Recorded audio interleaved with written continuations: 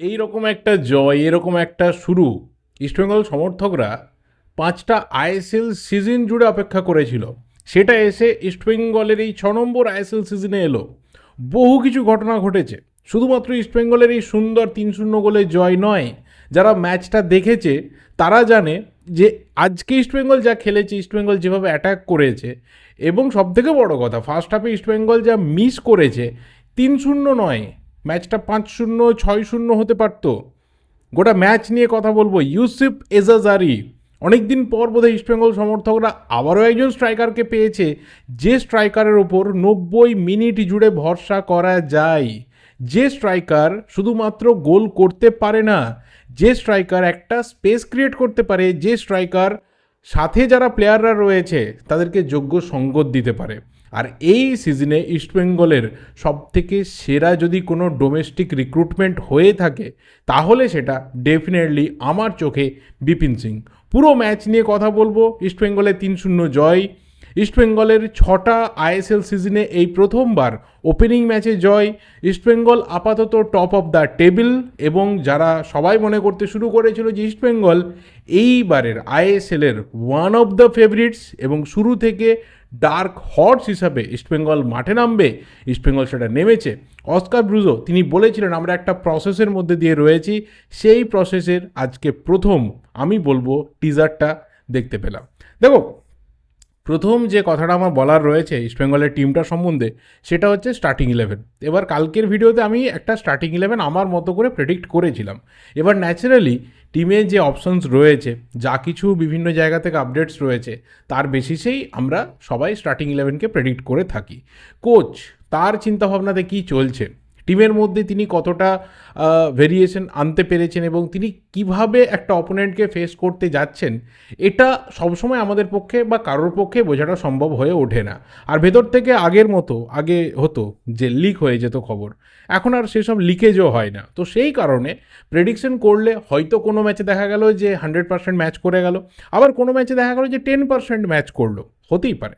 তো ন্যাচারালি কালকে আমার যা প্রেডিক্টেড লাইন আপ ছিল, আমি আজকে দেখলাম যে ন্যাচারালি ইস্টবেঙ্গলের আজকের ম্যাচের জন্য যেটা বেস্ট স্টার্টিং 11 অস্কার ব্রুজো মনে করেছেন সেটা অনেকটা আলাদা। হ্যাঁ, তবে সেখানে হয়তো দু একজন প্লেয়ার এক্সট্রা হয়েছে, কিন্তু এই স্টার্টিং 11 ইস্টবেঙ্গলের অবভিয়াসলি একজন হার্ডকোর সমর্থকও জানেন যে this is not the best starting 11 of East Bengal. এই স্টার্টিং 11 পরবর্তী সময়ে চেঞ্জ হবে।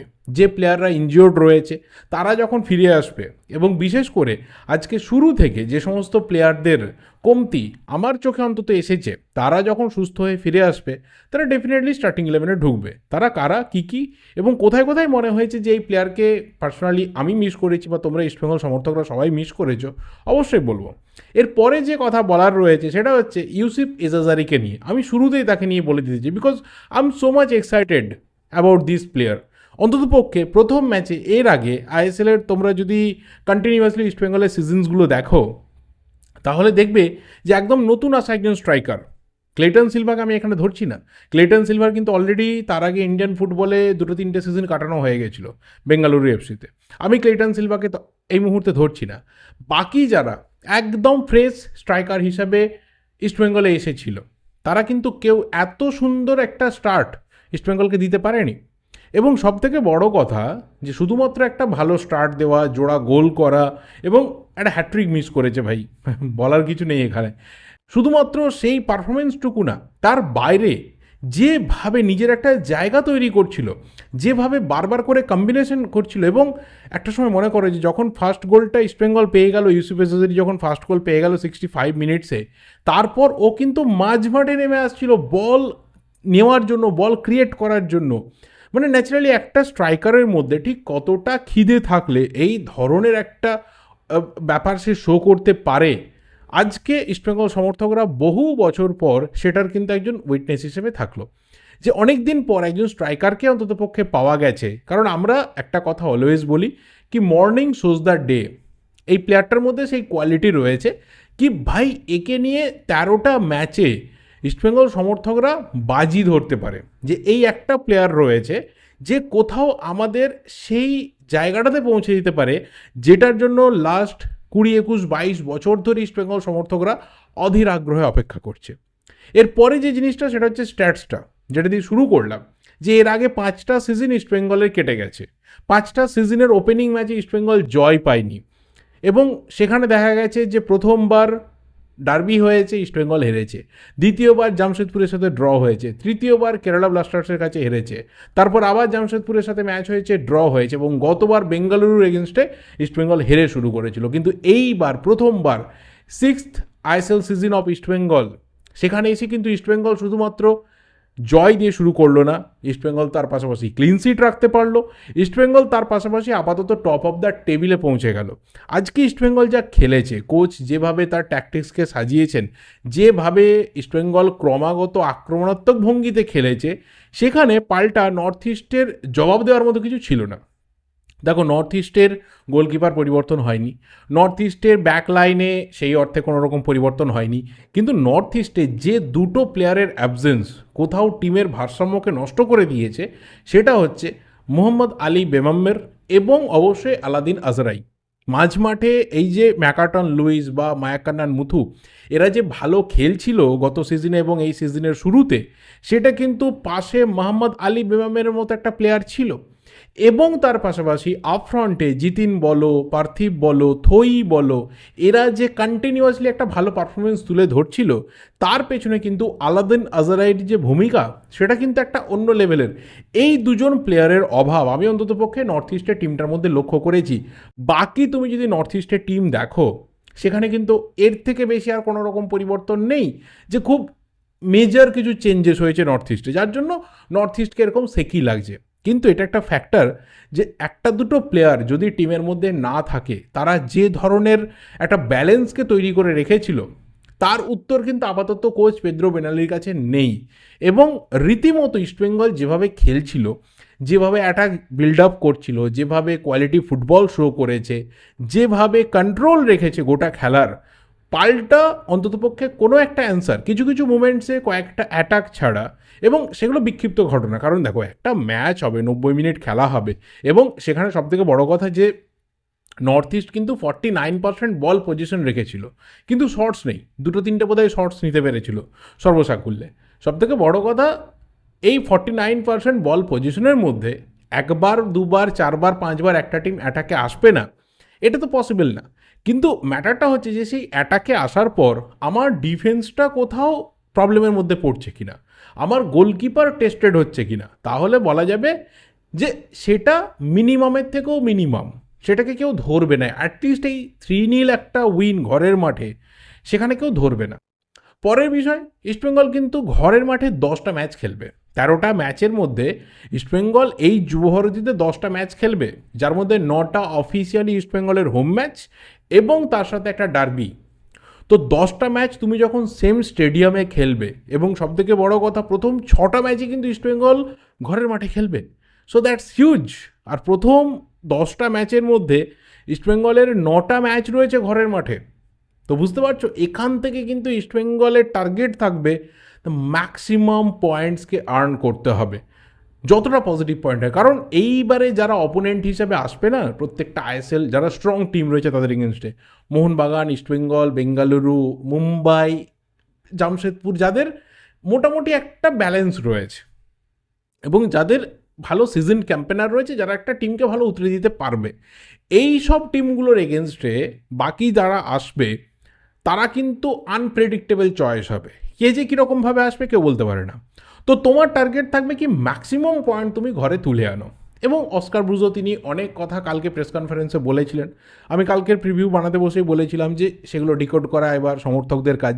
কিন্তু তার যেটা মূল বক্তব্য ছিল যে we are in the process, আমরা একটা প্রসেসের মধ্যে রয়েছি এবং আমরা কোথাও সেই প্রসেস দিয়ে সাকসেসের রাস্তাটা খুঁজবো। যা কিছু ভুলভ্রান্তি হয়েছে, যেভাবে আমরা 9 পজিশনের উপরে উঠে আসতে পারিনি, টেকনিক্যাল বিভিন্ন ফল্ট হয়েছে, সেগুলো অতীত।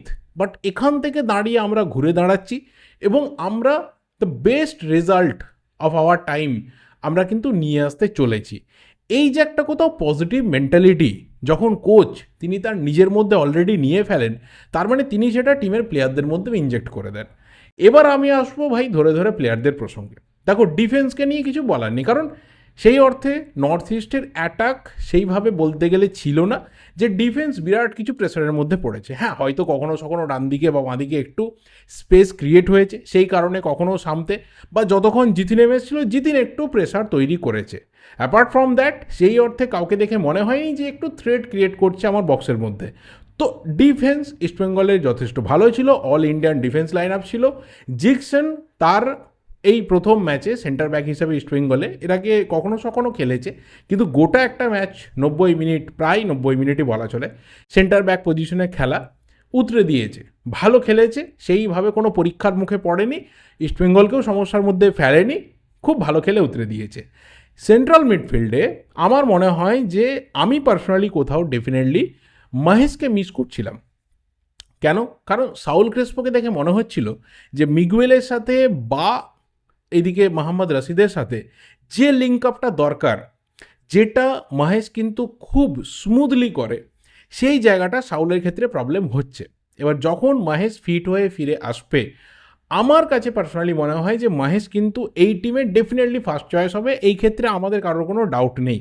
আরও একটা চয়েসের কথা আমি বলবো, সেটা হচ্ছে নন্দকুমার। শুরু থেকে সেইভাবে দু একবার ছাড়া কখনো মনে হয়নি যে নন্দকুমার ম্যাচের মধ্যে আছে বলে।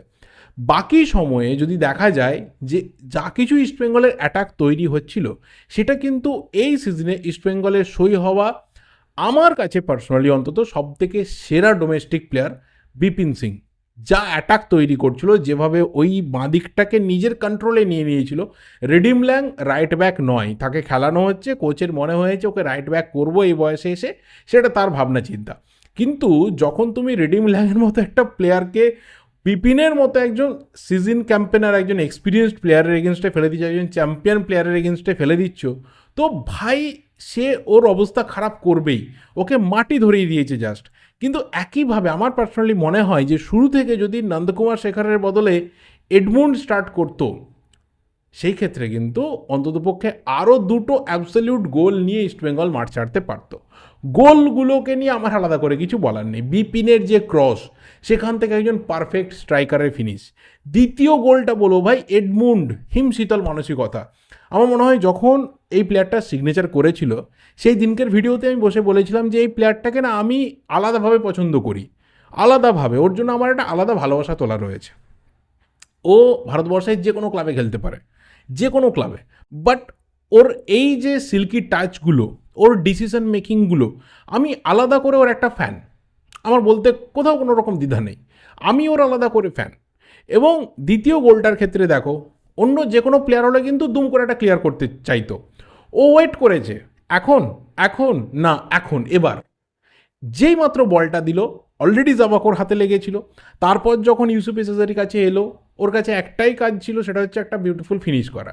না হলেও যদি বলটা ওখান থেকে তোমার জাবাকোর হাতে লেগে বেরিয়েও যেত অন্য কোথাও, বলটা পেনাল্টি হতো। So this is the thing, ওর মধ্যে কিন্তু এই জিনিসটা রয়েছে। 2018 সিজনের কথা মনে করো, ইস্টবেঙ্গলে একটা ছোট্ট স্টিন্টে এসেছিল, কয়েকটা মাত্র ম্যাচ খেলেছিল, তার মধ্যে একটা ডার্বি খেলেছিল।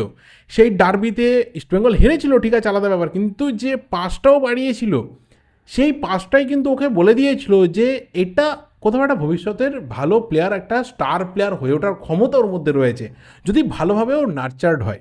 সেটা কিন্তু ইন্টারকাশিতে গিয়েও হয়েছে, এবং তার সুফলটা আজকে ইস্টবেঙ্গল কিন্তু মানে গুনে গুনে পাচ্ছে। ও গোল করতে পারতো, কিন্তু এত পরিমাণে ও ছটফটে একটা প্লেয়ার, এত পরিমাণে ও মানে খুব তাড়াহুড়ো করতে গেল, ও কিন্তু গোলটা পেল না, এবং একটা আননেসেসারি হাই বুটের জন্য ইয়েলো কার্ডও করে আজকেও সব করে নিয়েছে। অল্প সময়ের জন্য কোচ ওকে আজকে ইউজ করেছে, আধ ঘন্টার মতো খেলেছে, কিন্তু সেইটুকু খেলা কোথাও ইস্টবেঙ্গলের গেমটাকে চেঞ্জ করে দিল।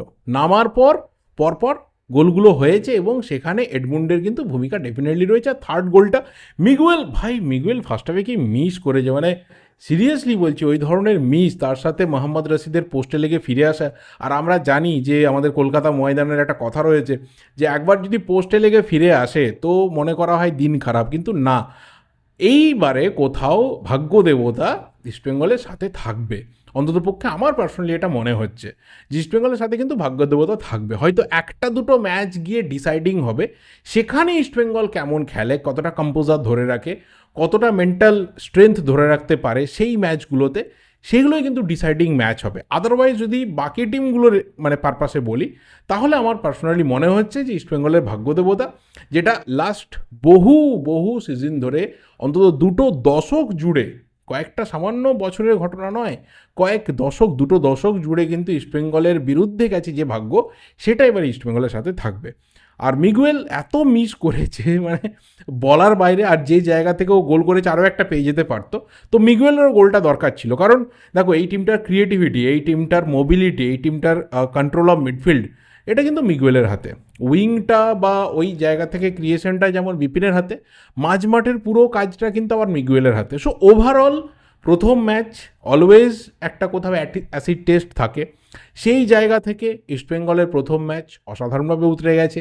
নেগেটিভ পয়েন্ট যদি আমি খুব খুঁজে খুঁজে বার করি, তাহলে খুব বেশি বেরোবে না। হয়তো ওই ডিফেন্সে কিছু কিছু সময় ল্যাপসের কথা আমি বলতে পারি, হয়তো চয়েস হিসাবে স্টার্টিং 11-এ নন্দকুমার শেখার কেন এলো, কেন তাকে নিয়ে আসা হলো, এটা নিয়ে প্রশ্ন থাকতে পারে। সাউল ক্রেসপো যদি সত্যি ইনজিওর্ড থাকতো, তাহলে কেন শুধু শুধু তাকে শুরু করানো হলো? কারণ আজকে যা ম্যাচ দেখলাম, সাউলকে খুব একটা দরকার ছিল না, সেইভাবে কোনো ইনভলভমেন্ট নেইও বলতে গেলে, দরকার ছিল না। তো এই জিনিসগুলো হয়েছে। বাকি অ্যাটাক ওয়াইজ, ভেরিয়েশন ওয়াইজ এবং বিল্ড আপ ওয়াইজ এবং ডিফেন্স যেখানে কোনো পরীক্ষায় ছিল না, সেই ওয়াইজ আমার মনে হয় না যে আজকের ম্যাচ দেখে কোনো রকম নেগেটিভ কিছু ব্যাপার যে এটা পরবর্তী সময়ে না ইস্টবেঙ্গলের থ্রেট হতে পারে, এটা একটা কোথাও না একটা ছোট্ট উইকনেস রয়ে গেল, বলা যাবে না। Kevin CBA, Mohammad Rakib, Jerry এবং তার সাথে অবশ্যই মহেশ যখন টিমের মধ্যে ফিরে আসবে, তারা কিন্তু এই টিমের যে ব্যালেন্স রয়েছে, টিমের যে আরও স্ট্রেংথ রয়েছে, বেঞ্চের যে স্ট্রেংথ রয়েছে, সবটাকেই কিন্তু অনেকটা বাড়িয়ে দেবে।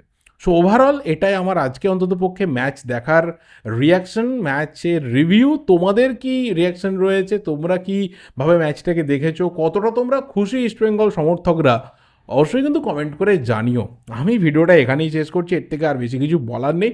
যদি কোনো পয়েন্ট মিস করে গিয়ে থাকি, অবশ্যই কিন্তু কমেন্ট করে জানিও। দেখা হবে পরের ভিডিওতে। টিল দেন এই ভিডিওটা লাইক করো, শেয়ার করো, চ্যানেলে নতুন হলে অবশ্যই চ্যানেলটা সাবস্ক্রাইব করে যাও। Thank you, good bye and good night.